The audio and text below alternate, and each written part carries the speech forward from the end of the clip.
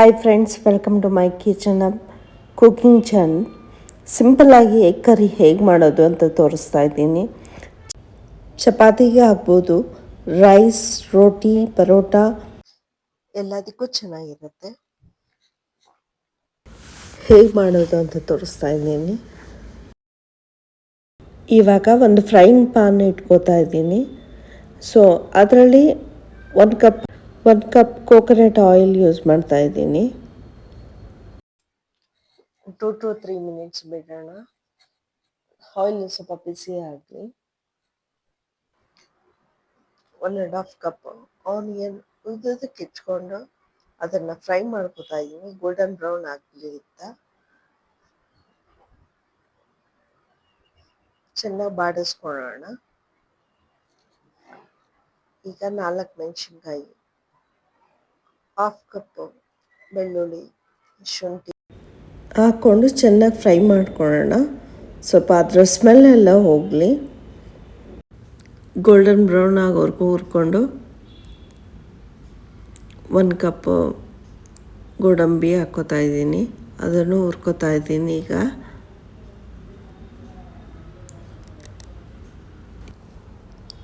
1 cup tomato ತೊಗೊಂಡಿದ್ದೀನಿ. So 2 tomato use ಮಾಡಿದ್ದೀನಿ.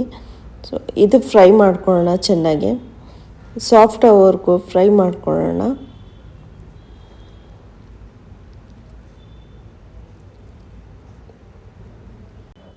Tomato soft ಆಗಿದೆ.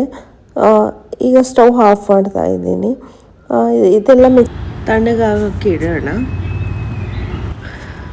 3 ಮೊಟ್ಟೆ ತೊಗೊಂಡಿದ್ದೀನಿ. 3 ಅಥವಾ 4 ನಿಮಿಷ ಸೆಂಟರಲ್ಲಿ ಉದ್ದಕ್ಕೆ ಕಟ್ ಮಾಡ್ತಾ ಇದ್ದೀನಿ.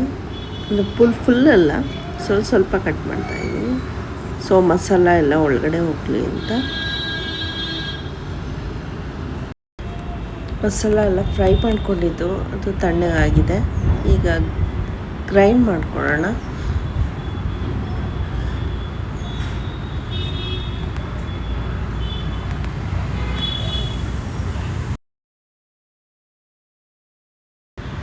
ಸ್ವಲ್ಪ ಕೊತ್ತಂಬರಿ ಸೊಪ್ಪು, ಅಂದರೆ ಒಂದು ಕಪ್ ಕೊತ್ತಂಬರಿ ಸೊಪ್ಪು, ಒಂದು ಇಡಿಯಷ್ಟು, ಸ್ವಲ್ಪ ನೀರು ಹಾಕ್ಬಿಟ್ಟು ಇದನ್ನು ಬ್ಲೆಂಡ್ ಮಾಡ್ಕೊಳ್ಳೋಣ.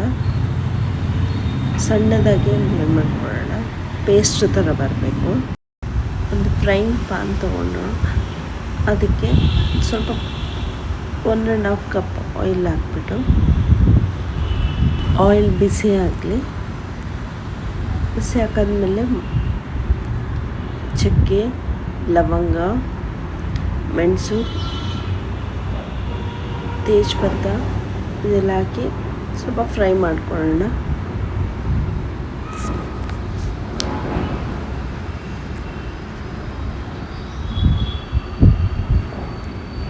ಆವಾಗಲೇ ರುಬ್ಬಿದಂಥ ಮಸಾಲ ಇದೆಯಲ್ಲ ಅದನ್ನು ಸೇರಿಸಿ ಫ್ರೈ ಮಾಡ್ಕೊಳ್ಳೋಣ. ಉಳಿದಿರೋಂಥ ಮಸಾಲೆಗೆ 1 ಕಪ್ ನೀರು ಹಾಕ್ಬಿಟ್ಟು ಅದನ್ನು ಹಾಕಿ ಯಾವುದೇ ಥರ ಗಂಟು ಬರ್ದಂಗೆ ಫಸ್ಟು ತಿರುಗಿಸ್ಬಿಟ್ಟು ಎಲ್ಲ ಮಿಕ್ಸ್ ಆಗಿದೆ ಅಂತ ನೋಡ್ಕೊಳ್ಳೋಣ.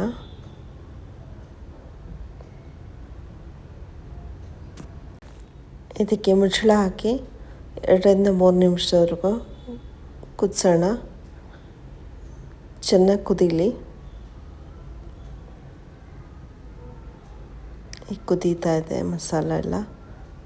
ಒಂದ್ಸರಿ ಚೆಕ್ ಮಾಡೋಣ. ಯಾವುದೇ ಥರ ಗಂಟಿರಬಾರ್ದು. ಈಗ ಎಲ್ಲ ಕ್ಲೀನಾಗಿ ಮಿಕ್ಸ್ ಆಗಿದೆ, ಸಹ ಕುದ್ದಿದೆ.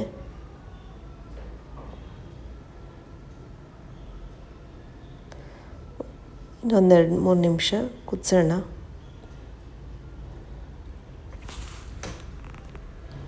ಮಸಾಲ ಚೆನ್ನಾಗಿ ಕುದೀತಾ ಇದೆ.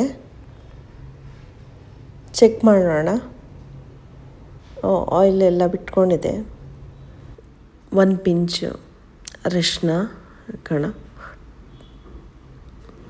2 ಸ್ಪೂನು ಖಾರದ ಪುಡಿ, ಅಂದರೆ ನಿಮ್ಗೆ ಟೇಸ್ಟಿಗೆ ತಕ್ಕನಾಗೆ. 1 ಸ್ಪೂನ್ ಧನಿಯಾ powder, egg masala powder 1 spoon ಹಾಕಿ ಎಲ್ಲ ಮಿಕ್ಸ್ ಮಾಡೋಣ.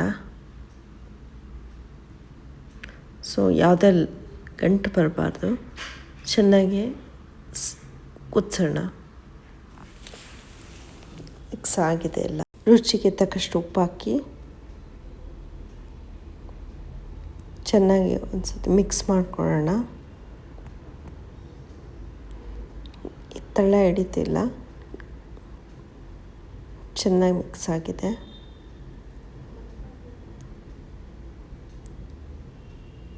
ಬೇಯಿಸಿರೋಂಥ ಮೊಟ್ಟೆ ಇದೆಯಲ್ಲ ಅದನ್ನು ಹಾಕಿ ಚೆನ್ನಾಗಿ ಮಿಕ್ಸ್ ಮಾಡ್ಕೊಳ್ಳೋಣ ಒಂದು ಸತಿ. ಈಗ ಎಗ್ ಕರಿ ರೆಡಿಯಾಗಿದೆ.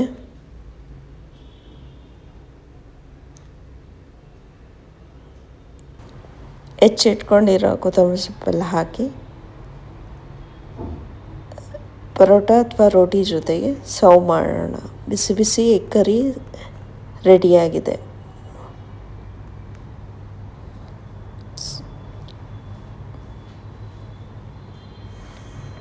ಸ್ವಲ್ಪ ಹೊತ್ತು ಫ್ರೈ ಆಗಲಿ.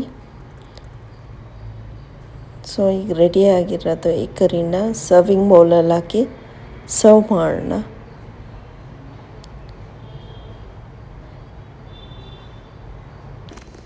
ಎಗ್ ಕರಿ ರೆಸಿಪಿ ಇಷ್ಟ ಆದರೆ ಲೈಕ್ ಆ್ಯಂಡ್ ಸಬ್ಸ್ಕ್ರೈಬ್ ಮಾಡಿ, ಕಮೆಂಟ್ ಮಾಡಿ ಹೇಗೆ ಬಂದಿದೆ ಅಂತ. Thank you for watching.